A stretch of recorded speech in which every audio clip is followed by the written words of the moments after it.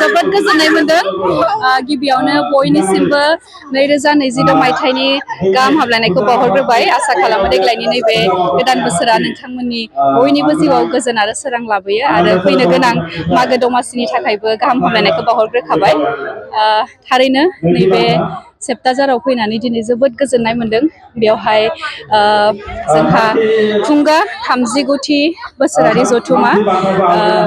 बाथौ महासभा जागासिनो आरो बेवहाय आंखौ आलासि महरै लिंहरनायलाय आंबो बेवहाय फैबाय आरो फैनानै थारैनो नैबे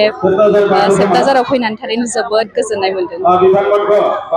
जिहेतु दिनै दायो जोंनि गेजेराव गोबां लोंनाय जानायफोरा बांलांबाय दा बे लाइमोनफोरनि थाखाय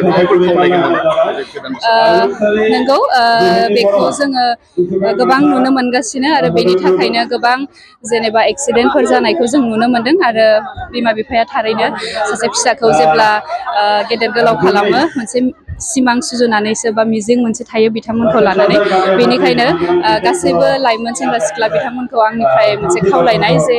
रंजानाया गाज्रि खोथा नङा बयबो रंजानांगौ गोजोननांगौ नाथाय मोनसे लिमिटसिम आरो जाहाथे नैबे गोदान बोसोराव गोबां फेस्टिभेल्सफोर जागासिनो गोबां बेबायदि मोजां मोजां महासभाफोर जागासिनो बेवहाय थांनो लुगैयो बयबो थां जेबो नङा नाथाय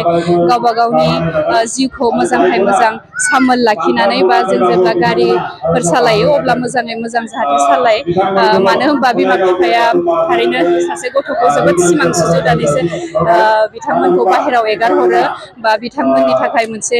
मोजां जिउ जाथों होननानै आर'ज गाबबाय थायो बेनिखायनो बिमा बिफानि खोथा बा गावनि खोथा साननानै नोंथांमोना जाहाथे मोजाङै मोजां जेरावखि थाङा मानो सामोलै थांनाय जायो। 2022 मायथाइयाव माबाफोर गोदान मिजिं लाना फैदों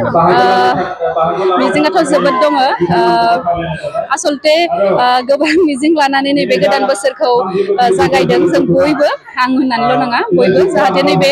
2022 मायथाइया बयनि थाखायबो मोजां जाथों होननानै आङो बयनि थाखायबो इसोरनाव आर'ज गाबो।